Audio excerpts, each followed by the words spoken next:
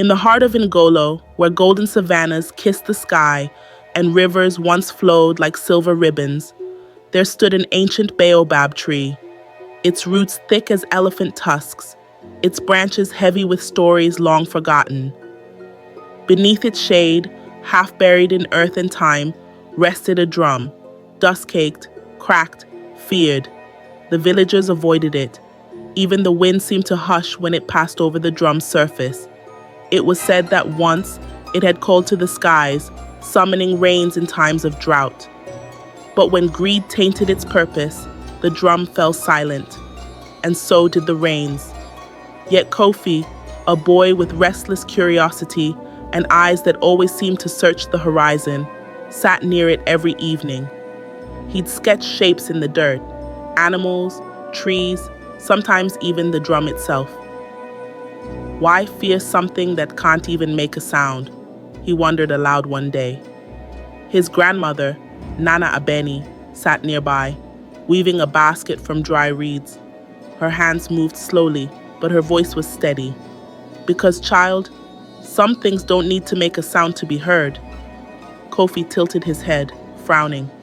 But it's just wood and hide. She stopped weaving and looked at him, eyes deep with stories he hadn't yet heard. It's a bridge, Kofi, between us and them. Them? She only nodded toward the sky. That night, long after the village fires had burned low, Kofi sat by the drum again. The moon hung heavy above the baobab, its pale light tracing the twisted claw marks along the drum's surface, deep, jagged, raw. He reached out and traced them with his fingertip. A gust of wind swirled, carrying a faint whisper. Or was it his imagination? But then, a low thrum beneath his palm. Not loud, barely there. He jerked his hand back, heart racing. What if it's waiting for something? He whispered. Or worse, someone. The merchant's greed.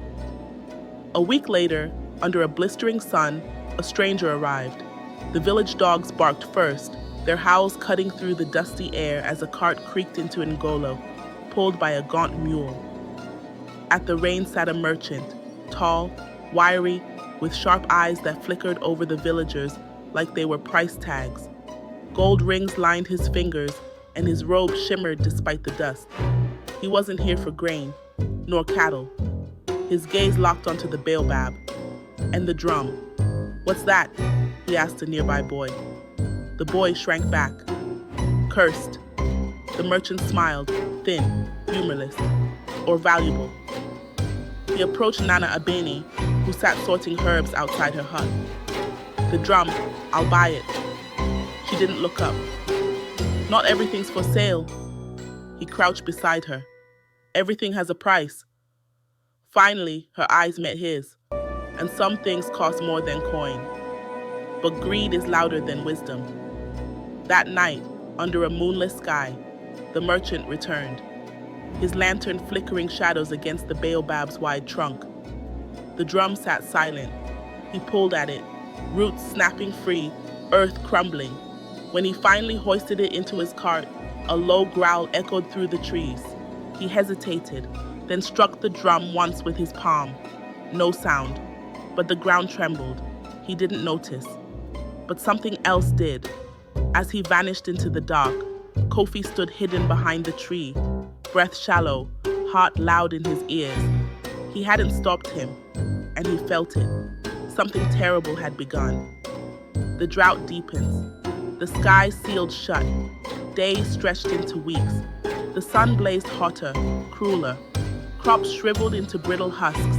The riverbeds cracked wide and dry, and the air hung thick with dust. Children stopped laughing.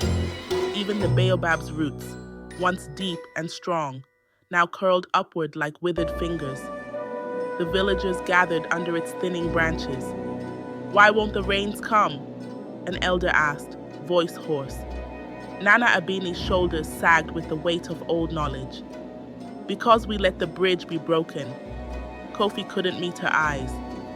He sat alone that night, watching dry leaves spiral down, his chest heavy with guilt. "I should have stopped him." Amma, his closest friend, sat beside him. But you didn't. Her words cut deep, but before the guilt swallowed him whole, Nana's soft voice called out from her hut. Inside, she handed him a carved amulet, smooth stone shaped like an eye. This will protect you, she whispered. But protection isn't enough. You must also listen to them. To who? The ones you woke. The curse unleashed. Kofi left at dawn, dust swirling behind him as he walked the cracked paths. He followed stories of wild storms that appeared from cloudless skies, of fields drowned in moments, of a stranger dragging a drum that beat by itself. The merchant, but the trail wasn't simple. Kofi crossed dry riverbeds where twisted shadows slithered under the cracked earth, their whispers tempting him to turn back. He outwitted a trickster bird who demanded answers to ancient riddles, and one night, in a grove thick with dead trees, he heard voices, low, hollow, asking him why he thought he deserved the rain. He had no answer. Each step grew heavier, and yet he kept walking. Days later, in a ruined village where roofs had been torn apart by furious winds, Kofi found him. The merchant, crouched beside a dying fire, the drum lying nearby, its surface cracked further, claw marks deeper. The merchant looked hollow, sunken eyes, hands trembling. You want it back?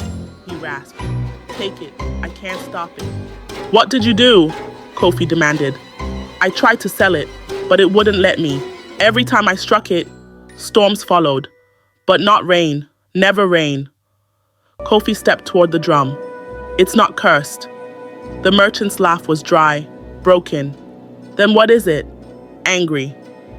The ground beneath them vibrated. The drum beat on its own. Boom, boom, boom. The spirits bargained. Lightning split the sky. Kofi placed the amulet onto the drum's surface.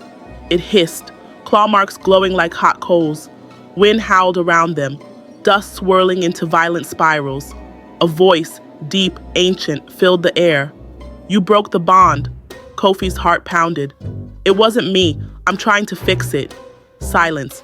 Then, a price must be paid. The merchant staggered forward. Take me. I took the drum. But the voice thundered back. Too late. Greed blinded you. Another must offer willingly. Kofi hesitated, then pulled the amulet from around his neck and laid it at the drum's base. I offer this, he whispered. The wind stopped. Thunder rumbled once, deep, low. And then the clouds opened. Rain poured, heavy and cold, soaking them instantly. But Kofi noticed the claw marks on the drum weren't fading. They deepened. The rain returns. Back in Ngolo, Kofi returned the drum beneath the baobab. He struck it once. The sky answered.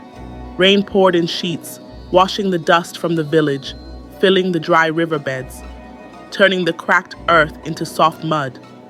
The villagers danced, their joy loud, raw. But Nana Abini only smiled softly, resting a hand on Kofi's shoulder. It wasn't the drum, she said. It was the boy who finally listened. But Kofi saw it, the claw marks still there, deeper than before, almost waiting. Epilogue. In Ngolo, they still speak of the cursed drum, but now it's told as a warning. Respect what connects you to the earth, or risk waking something that never truly sleeps. And sometimes, when storms roll in heavy and loud, villagers swear they hear a drum beating beneath the thunder. Slow, steady, waiting,